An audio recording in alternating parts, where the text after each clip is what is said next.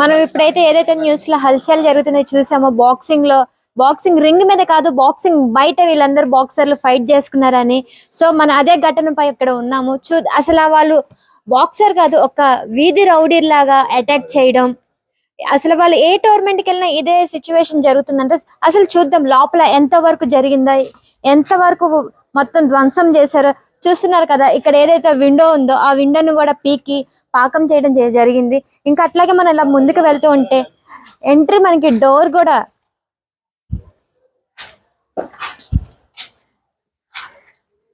అయితే ఏదో ముక్కలు చేశారు. దీన్ని బట్టి అర్థమవుతుంది వాళ్ళు ఎంత రౌడిజం చేశారనేది. సో వస్తువుల మీద ఎంత రౌడిజం చేసిన వాళ్ళు మనుషుల మీద ఇంకా ఎంత రౌడిజం చేసి ఇంకెంత గాయం పరిచారో లోపలికి వచ్చి చూద్దాము.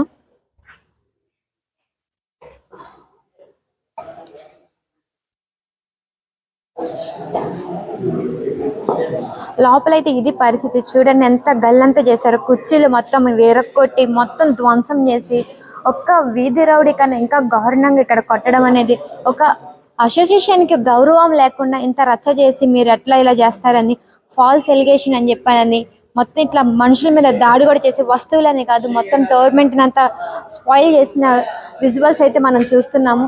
సో మనకి ఇక్కడ పోలీసులు వచ్చి ఎంక్వైరీ చేసుకుంటున్నారు, క్లూ టీమ్స్ తీసుకుంటున్నారు, ఫొటోస్ తీసుకొని తదుపరి మొత్తం ముగ్గురు దాడి చేశారంట.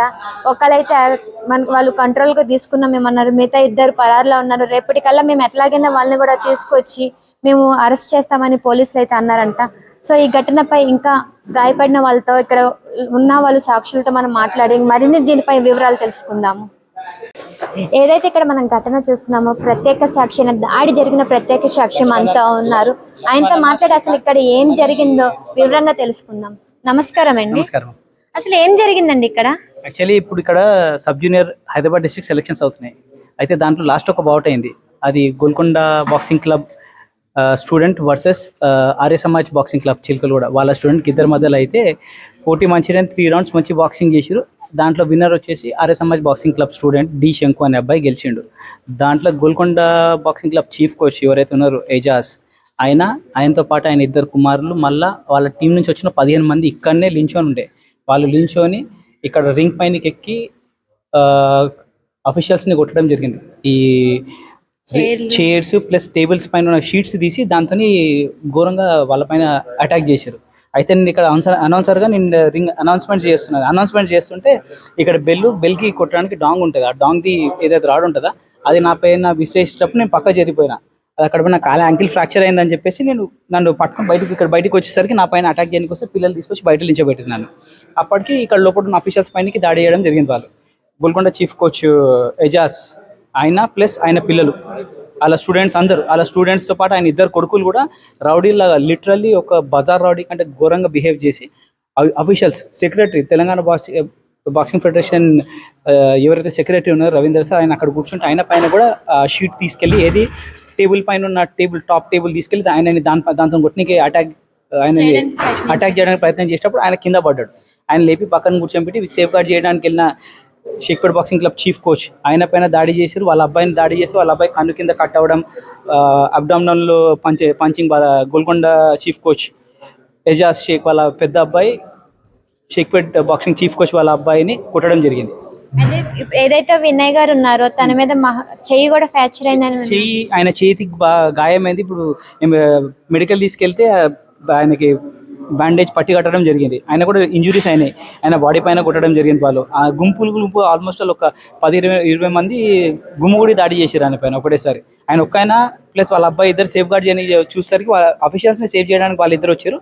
వాళ్ళ పైన ఒకటిసారి 15 మంది గుమ్ముగుడి కొట్టారు వాళ్ళని.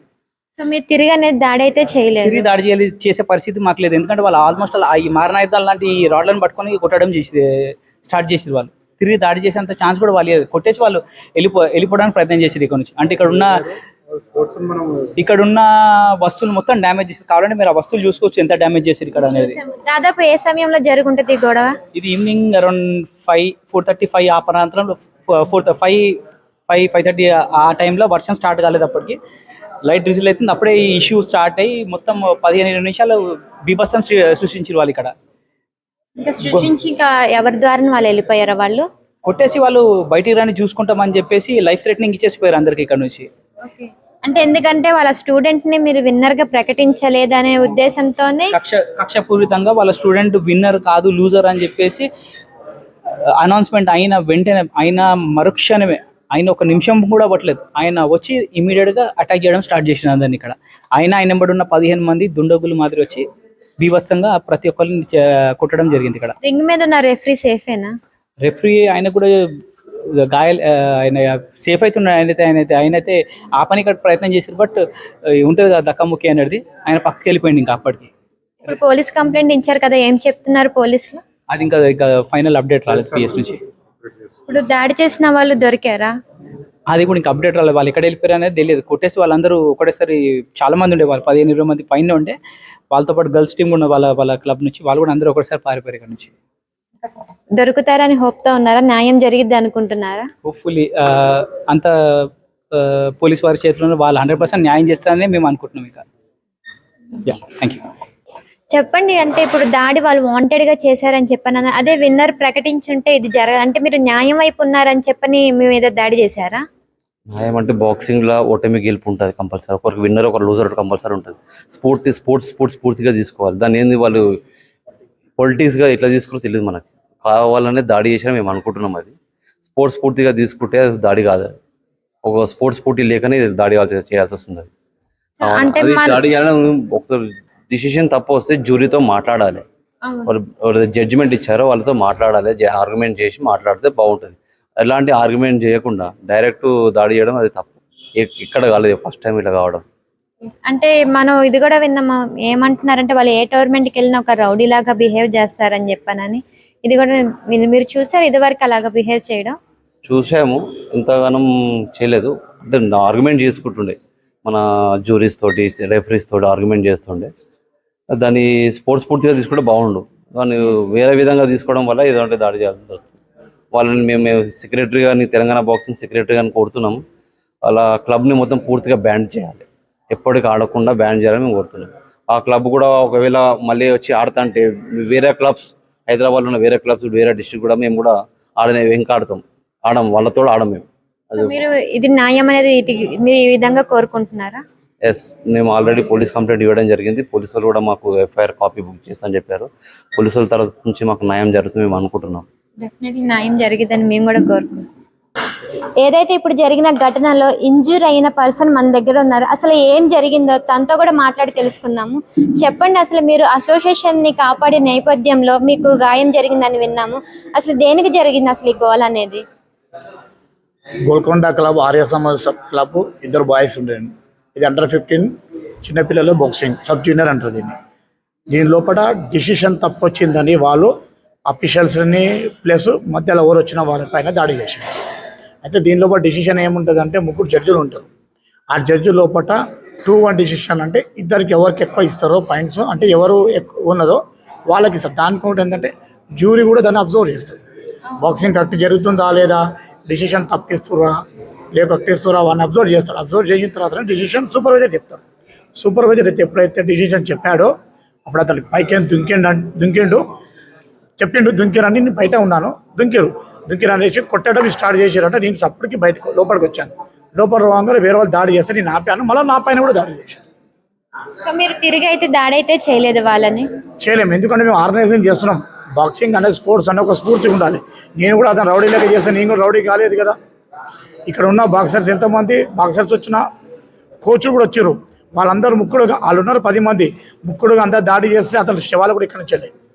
అంటే వాళ్ళు బయటకు వెళ్తూ మీకు ఒక వార్నింగ్ ఇచ్చారంట కదా, బయటికి రా చూసుకుందాము, మేమేంటో చూపిస్తామని చెప్పని అన్నారంట కదా. ఏమన్నా అంటే कैसा गोलकोंडा है ना, कैसा बाहर निकलते तुम लोग पूरे, तुम लोगों को पूरे लोगों को देख लेते అని చెప్పాను.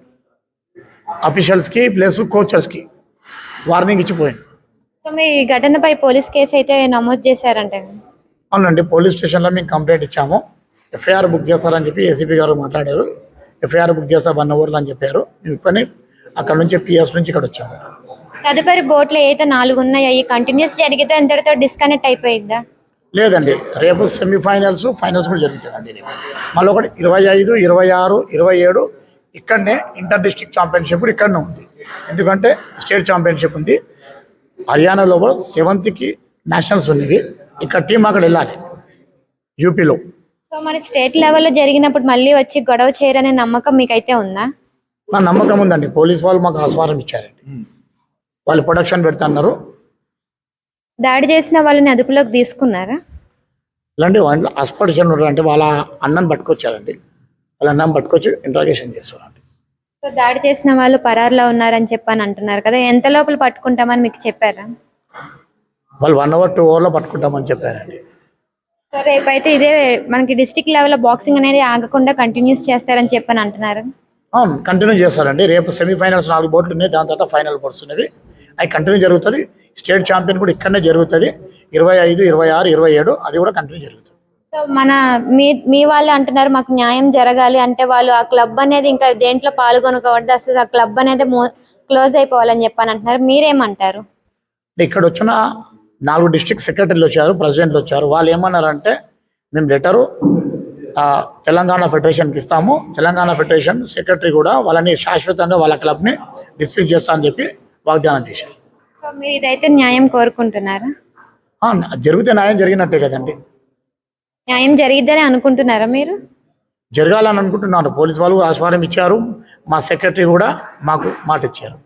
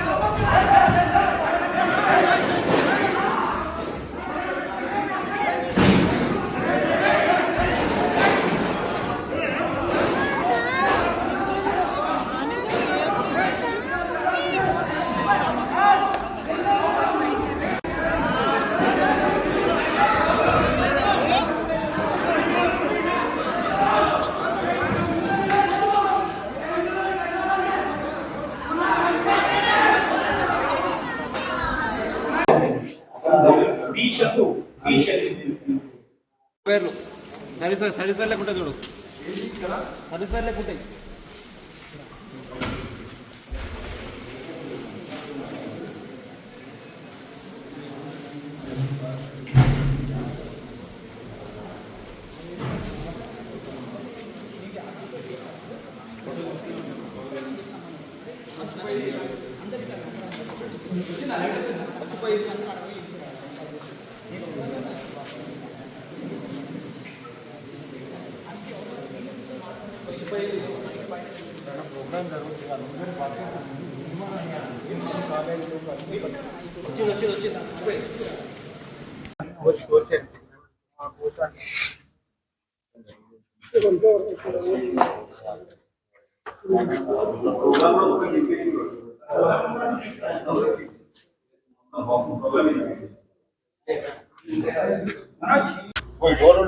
హైలైట్ చేయండి మీరు.